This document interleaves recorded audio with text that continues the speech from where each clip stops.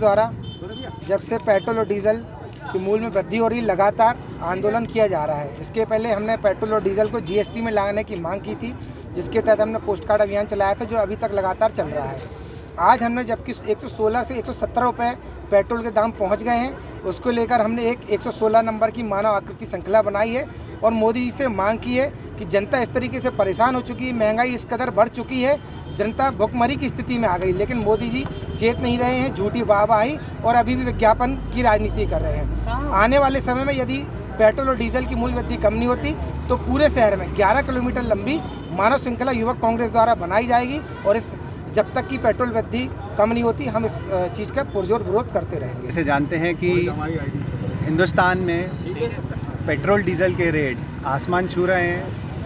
हिंदुस्तान की जो ऑयल कंपनियां हैं जो केंद्र सरकार के अधीन रहती हैं, सबकी बेहतरीन कमाई हो रही है। केंद्र सरकार की टैक्स के रूप में प्रदेश सरकार की बहुत ज़्यादा कमाई हो रही है। हमारे प्रधानमंत्री जो पूर्व प्रधानमंत्री के रूप में माननीय मनमोहन सिंह जी का जो अर्थशास्त्र था, उस समय अगर पेट्रोल डीजल की कीमत 50 रुपये से 65 रुपये के बीच में थी, जब अंतर्राष्ट्रीय कीमत ऑयल की, क्रूड ऑयल की लगभग 100 से 150 रुपये के बीच में थी। जब भी आज जो रेट है उससे 50% रेट कम थे।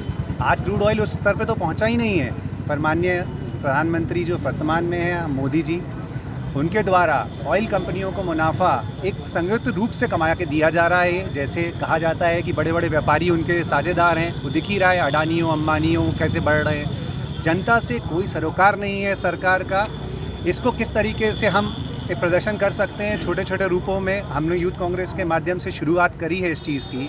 और अगर ऐसी कोई चीज़ें हैं जो हमारे जैसा व्यक्ति जो एक पर्टिकुलर क्षेत्र में रहता है देश के, वो समझता है कि अगर ऐसे कुछ कार्यक्रम हो जाएं जिससे कि डीजल पेट्रोल के रेट कम आ जाएं, तो माननीय प्रधानमंत्री जो चीफ मिनिस्टर गुजरात भी रह चुके हैं, खूब हल्ला करते थे जब मनमोहन सिंह जी 1 या 2 रुपये रेट बढ़ाते थे।